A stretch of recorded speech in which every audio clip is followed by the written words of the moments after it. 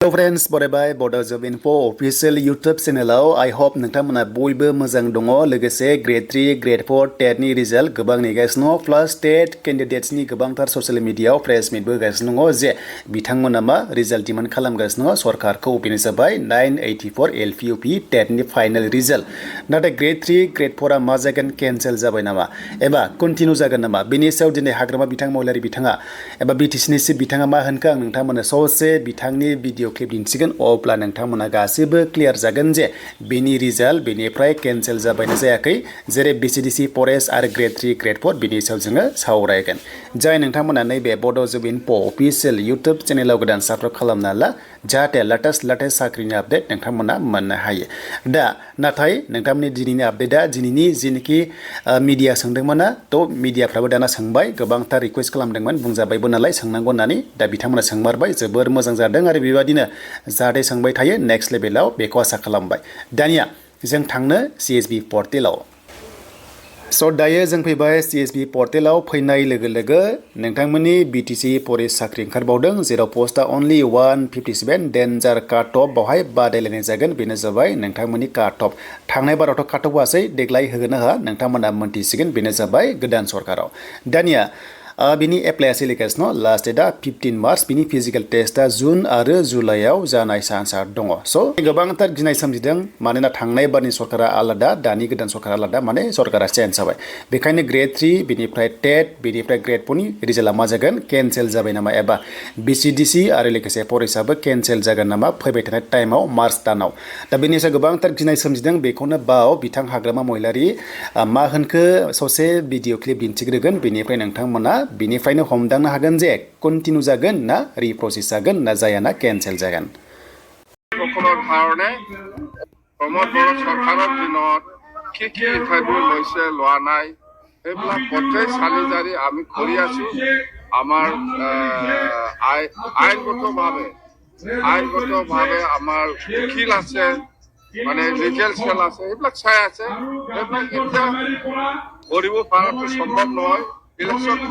बिथां हाग्रामा महिलारि बिथां सिबा मा होनखो नोंथांमोना बुजिबाय जे माने बुंदों जे ल' अफिसार ओके ल' अफिसारनो बेखौ दायथ' होनाय जादों नायबिजिरनो जे बे लिगेल ना इलिगेल बेखौ ल' अफिसारा जि फिडबेक होनायजों बै टाइमावहाय जाहैसिगोन आरो बिनि माखासे प्रसेसा नाथाय ग्रेड 3 आरो लोगोसे ग्रेड 4 बिथाङा बुंदों जे थांनाय सरकाराव होलांदों बेखौ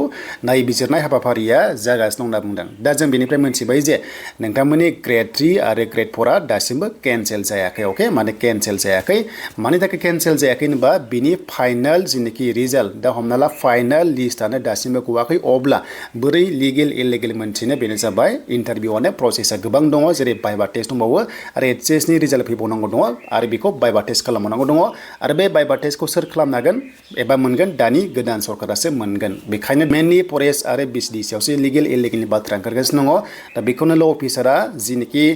इनिशिएटिभ लायो बेनो बै टाइमावहाय जाहैगोन आरो दा बेखायनो बुंदों जे बिथाङा जिनोखि रिजाल्ट नैबे रिजाल्टआ नोंथांमोना जिनोखि टेटखौबो बुंदों माने टेटनि रिजाल्टआबो बिथां हाग्रामा सारा बुंनाय बादिब्ला इलेक्शननि उनावसो जागोन एबा ओंखारगोन बे बाथ्राखौ बुंदों आरो दा बेखायनो नोंथांमोना जिनोखि कैंडिडेट्स नोंथांमोना एसेब्लाबो हमदांनो हाबाय इनडाइरेक्टलि बिथाङा बुंनाय बादिब्ला नैबे आसाम विधान सभा इलेक्शननि उनावसो टेटनि रिजाल्ट ओंखारगोन बे बाथ्राखौ बिथाङा बुंदों दा अब्ला इलेक्शना माब्ला जागोन इलेक्शना जानो हागौ मेनि 16 आरो 17 आव जानो हागौ बेनिफ्राय जायोब्ला अब्ला नैबे नोंथांमोना मेयावथ' जानाय नंला अब्ला नैबे जुन आरो जुलाइआवसो एपइन्टमेन्ट लेटारखौ मोनहैनाय साख्रिया चान्सआ दङ दा बेनोमोन नाथाय पर्टेलाव जुदि खबरा मोजां फैयोब्ला नोंथांमोना वेबसाइटआव मोनगोन बेयाव चेक खालामबाय था कि जाने हरखाबै ग्रेड 4 नि रिजाल्टआबो फैनो हागौ स' दायो जोङो CSB आव फैयोब्ला स' नोंथांमोना दायो नै नटिसआ जेरै साडेनलि हरखाबै बेबादि फरेस्ट साख्रि फैगोन बेखौ रावबो मोनथियाखैमोन बेनो जाबाय रावबो हमनो हायाखैमोन नाथाय आं बुंदोंमोन जे CSB आव मोनसेनाव मोनसे आपडेट फैगोन होननानै दा थिग बेबादिनो नोंथांमोननि रिजाल्टआ माब्ला फैगोन जेबो हमदांनो हानाय नङा स' नोंथांमोना सारप्राइज जागोन जायखिजाया टाइमावनो जायखिजाया समावनो CSB आ मोनसेनाव मोनसे आपडेट हरनो हागौ जेरै फरेस्टनिखौ जों आसा खालामाखैमोन थिग गोदान पस्ट फैबाय दा साननांगौ बेसो जे दाखालि दाखालिनो 414 पोस्ट थाखानानै बोरै 157 फैबावखो पोस्टआ बिनि सायाव साननांगौ दङ आरो अफिसियेल नटिसआव लिरदों जे बे पोस्टआ बारायनोबो हागौ खमायनोबो हागौ होननानै खुनु थिग गैया अब्ला गिखांनाय सोमजिदों खायसे खायसे जे जेनाखि फरेस्टआव साख्रि मावबाय थाखानाय बेनिफ्राय BCDC आव साख्रि मावबाय थाखानाय बिथांमोननि सेलारिया दासिमबो जायाखै रेगुलार हिसाबै अब्ला मा जागोन बिनि सायाव समाजआ खोन्थासिगोन